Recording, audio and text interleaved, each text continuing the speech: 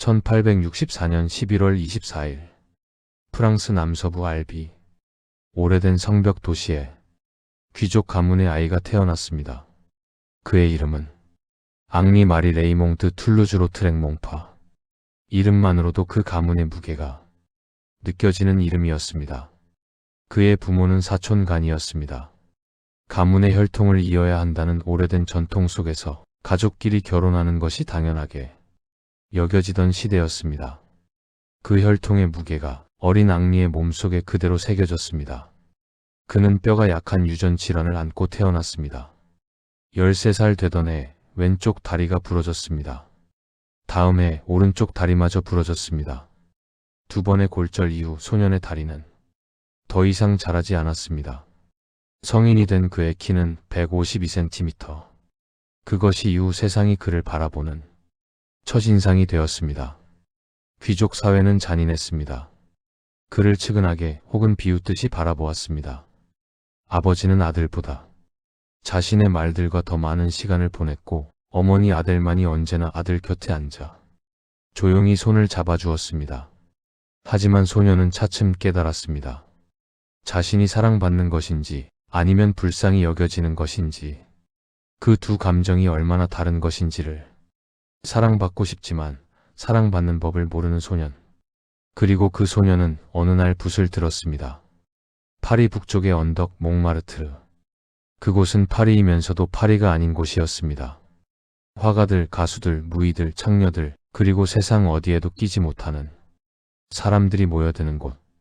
귀족도 아니고 부르주아도 아니며 그렇다고 노동자도 아닌 사람들의 공화국. 앙리는 21살 처음으로 그 언덕에 올랐습니다. 그리고 내려오지 않았습니다.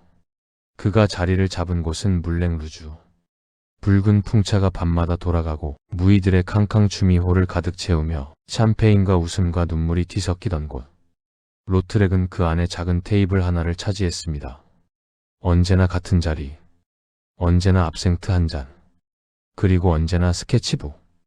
무희들은 그의 키를 놀리지 않았습니다. 술집 주인은 그의 걸음을 비웃지 않았습니다. 그들 역시 어딘가에서 밀려난 사람들이었으니까요. 밀려난 사람들만이 아는 침묵이 있었고 그 침묵 속에서 앙리는 처음으로 편안하게 숨을 쉬었습니다. 1885년 어느 오후 파리의 10월은 일찍 어두워집니다. 빛이 기울기 시작하는 그 시간, 로트렉의 아틀리에 문이 열렸습니다. 한 여자가 들어섰습니다. 이름은 마리 클레망틴 발라동. 하지만 사람들은 그녀를 쉬잔이라 불렀습니다. 그녀는 세탁부의 사생아로 태어나 파리 거리에서 자랐습니다. 서커스단에서 공중 고개를 하다 떨어졌고 그 이후 화가들의 모델로 생계를 이어가고 있었습니다. 르누아르가 그녀를 그렸고 드가가 그녀를 주목했습니다. 그리고 이제 로트렉의 공간으로 들어온 것이었습니다. 그녀가 의자에 앉았을 때 로트렉은 붓을 들지 않았습니다. 그냥 바라보았습니다.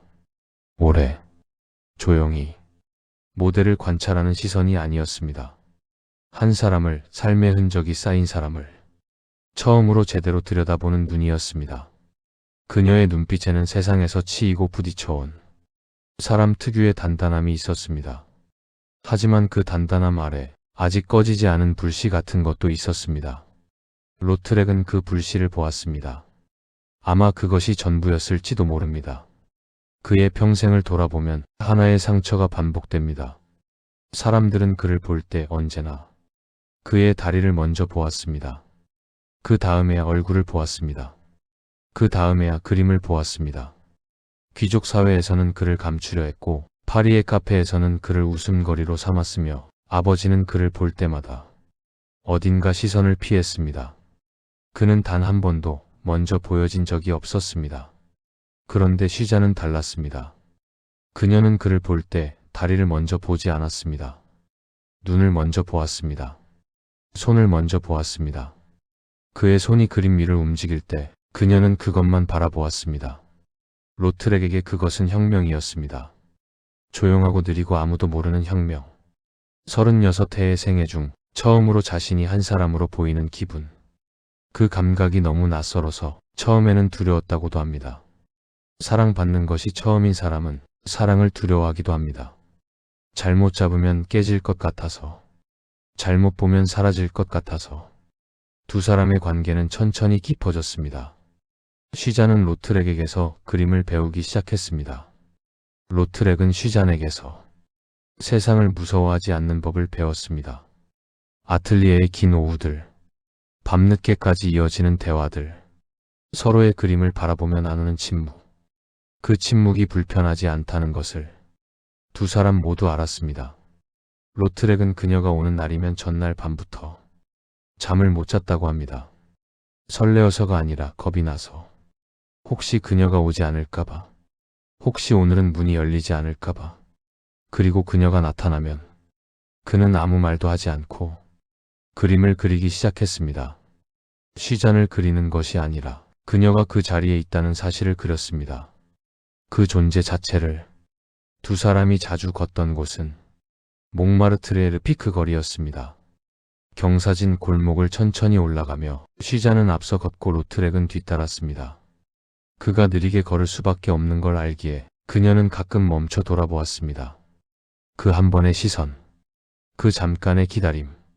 앙리는 그것을 평생 기억했습니다. 누군가가 멈춰서 자신을 기다려준 기억. 재촉하지 않고 불쌍해하지 않고 그냥 돌아보며 눈을 맞춰준 사람. 그것이 그가 난생 처음 경험한 진짜 사랑의 감각이었습니다. 물랭 루주에서도 미를리통 카바레에서도 두 사람은 나란히 앉아 밤을 보냈습니다. 쉬잔이 웃으면 로트렉은 그 웃음을 바라보았고 로트렉이 그림을 그리면 쉬잔은 그 손을 바라보았습니다. 말이 필요 없는 시간이었습니다. 그저 같은 공간에 있는 것만으로도 충분한 밤들이었습니다. 당신이 내 아틀리에에 들어오는 날은 내가 세상에 존재할 이유가 생기는 날입니다. 당신의 눈빛 하나가 내 하루를 다 채웁니다. 나는 당신이 앉았던 의자를 치우지 않습니다. 당신이 간 뒤에도 그 의자에서 당신의 온기가 느껴지는 것 같아서. 로트렉은 그 편지를 보내지 못했습니다. 책상 서랍 안에 접어넣었습니다. 붙이지 못한 편지, 말하지 못한 마음. 그것이 그의 평생이었습니다. 쉬잔도 그를 사랑했습니다. 하지만 그녀의 사랑은 로트렉의 것과 결이 달랐습니다. 그는 집착했고 그녀는 흘렀습니다. 그는 붙잡으려 했고 그녀는 날아다녔습니다. 그녀는 누군가의 여자가 되기보다 그냥 쉬잔이기를 원했습니다. 그것을 앙리는 알았습니다. 알면서도 사랑했습니다. 알면서도 놓지 못했습니다. 사랑이 깊은 만큼 두려움도 깊었습니다. 처음으로 받은 것이기에 잃는 것도 처음이었습니다. 그는 그것을 감당할 준비가 되어 있지 않았습니다. 사랑이 깊을수록 두려움도 커집니다. 그것은 모든 사람에게 해당하는 말이지만 로트렉에게는 조금 다른 의미였습니다. 그는 자신이 사랑받을 자격이 있는지 확신하지 못했습니다. 어린 시절부터 그 의심이 쌓여왔습니다. 아버지의 시선에서, 귀족들의 속삭임에서, 거울에 비친 자신의 모습에서. 쉬잔은 언제 떠날까? 그것이 그의 머릿속을 떠나지 않았습니다. 아직 떠나지 않은 사람에게 이미 이별을 준비하고 있는 마음. 그것이 그를 가장 괴롭혔습니다. 그 두려움이 천천히 집착으로 변했습니다. 그는 편지를 너무 자주 썼습니다. 그녀가 다른 사람과 이야기를 나누면 안절부절했습니다.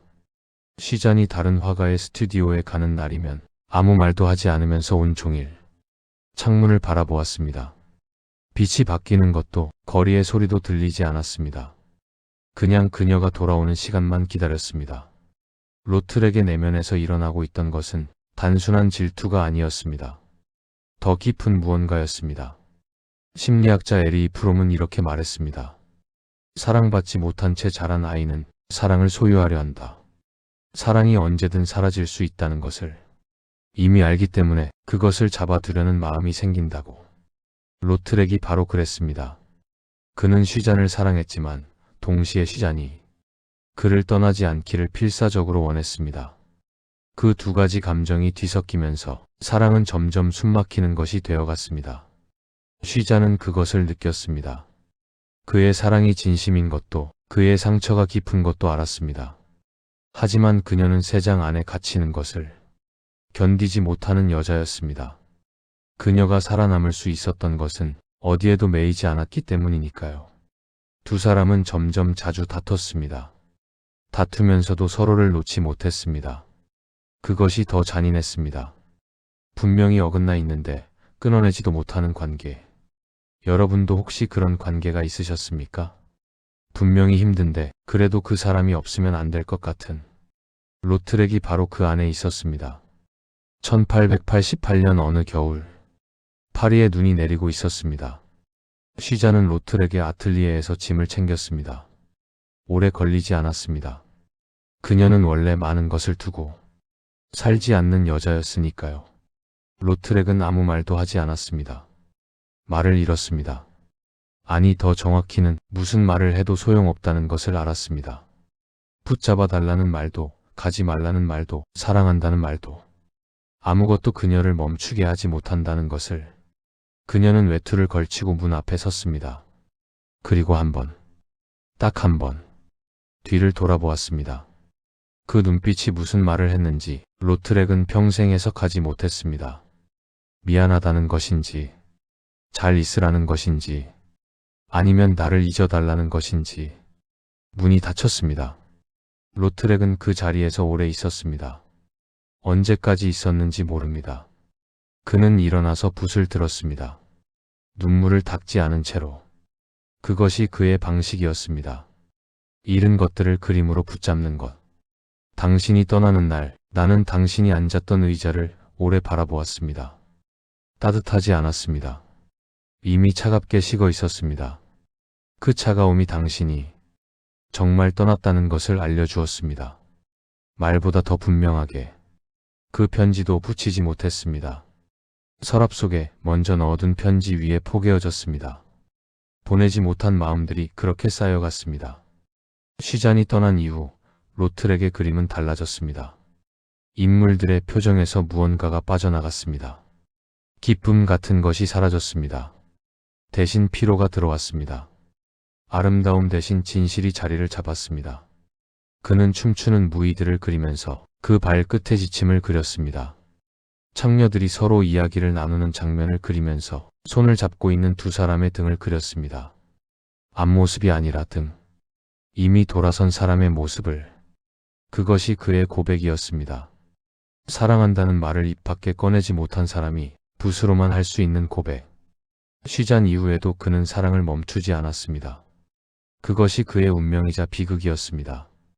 그는 누군가를 사랑하지 않으면 살 수 없는 사람이었습니다. 하지만 사랑할수록 잃는 것도 많아졌습니다. 그가 이후에 깊이 빠져든 것은 특정한 한 사람이 아니었습니다. 몽마르트르의 모든 여인들, 물랭 루주의 무희들, 쥐베르 거리의 사창가 여인들, 그곳에서 매일 밤 웃으면서도 새벽이면 울어야 했던 여자들. 그들 모두가 로트렉의 사랑이었습니다. 그는 그들에게서 무언가를 찾고 있었습니다. 쉬잔에게서 잠깐 느꼈던 그 감각. 자신이 그냥 있어도 되는 사람이라는 느낌. 판단받지 않는 공간. 외모도 가문도 장애도 상관없이 그냥 앙리로 받아들여지는 순간. 그 즈음부터 그의 손에는 언제나 잔이 들려 있었습니다. 압생트. 쑥으로 만들어진 초록빛 독주. 빈민가의 화가들과 시인들이 마시던 그 술이 로트렉의 하루를 지탱하기 시작했습니다. 그는 왜 마셨을까요? 술이 좋아서가 아니었습니다. 마시면 잠깐 아무 생각도 나지 않았습니다. 쉬잔이 돌아보던 눈빛도, 닫히던 문소리도, 자신을 조롱하던 귀족들의 웃음소리도, 아버지가 자신을 바라보지 않던 시선도, 그 모든 것이 잠깐 흐릿해졌습니다. 그 흐릿함이 구원처럼 느껴졌습니다. 하지만 술은 언제나 아침을 가져왔습니다. 아침이 오면 모든 것이 다시 선명해졌습니다. 더 선명하게, 더 아프게. 그래서 그는 다시 잔을 들었습니다. 친구 모리스 주와이 양은 훗날 이렇게 회고했습니다. 앙리는 술을 좋아해서 마신 것이 아니었다. 술 없이는 아침을 맞이할 수 없었기 때문에 마셨다. 그는 파리 물랭 거리의 사창가에 방을 얻어 살기도 했습니다. 사람들은 그것을 이해하지 못했습니다. 귀족 가문 출신의 화가가 왜 그곳에? 하지만 로트렉은 알고 있었습니다. 그 공간에는 위선이 없었습니다. 모두가 이미 가장 낮은 곳에 있었기 때문에 더 내려갈 곳도 더 올라갈 척을 할 필요도 없었습니다. 그것이 그에게는 편안함이었습니다. 그는 그곳에서 여인들의 일상을 기록했습니다.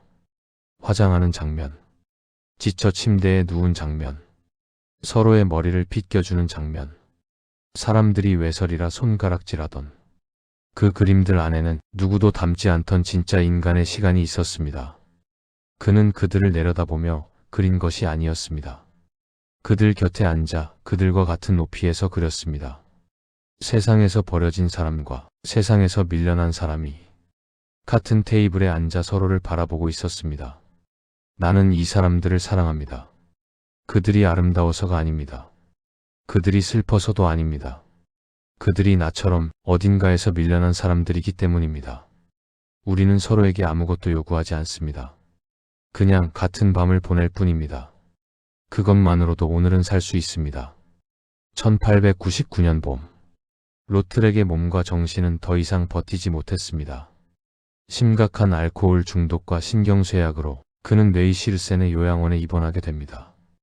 처음 며칠은 손이 떨렸습니다. 그림을 그릴 수 없었습니다. 붓을 잡아도 선이 흔들렸습니다. 그것이 로트렉에게는 죽음보다 두려운 일이었습니다. 몸이 아프고 외롭고 버려지는 것은 이미 익숙했습니다.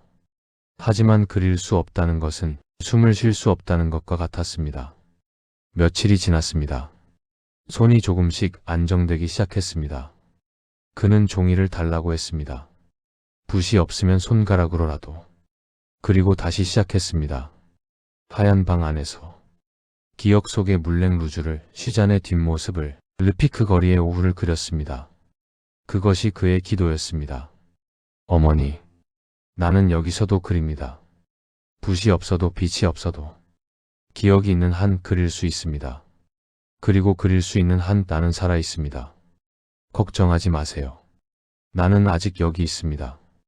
1901년 여름, 로트렉은 몸이 너무 약해져 파리를 떠나 어머니의 품으로 돌아가야 했습니다. 보르도 근처 말로메성, 어린 시절 부모의 그늘 아래 있던 그 오래된 성으로. 그해 9월 9일 새벽, 어머니 아델이 아들의 손을 잡고 있었습니다. 아버지 알퐁스가 옆에 서 있었습니다. 앙리는 그 손을 느끼며 조용히 숨을 거두었습니다. 향년 36세. 그가 남긴 작품은 약 700점의 그림, 350점의 판화, 수백 점의 포스터와 드로잉. 36년이라는 짧은 생에서 그것은 거의 기적 같은 숫자입니다. 그의 작품들을 한자리에 모아놓고 보면 한 가지 사실이 분명해집니다. 그는 한 번도 세상을 아름답게 포장하지 않았습니다.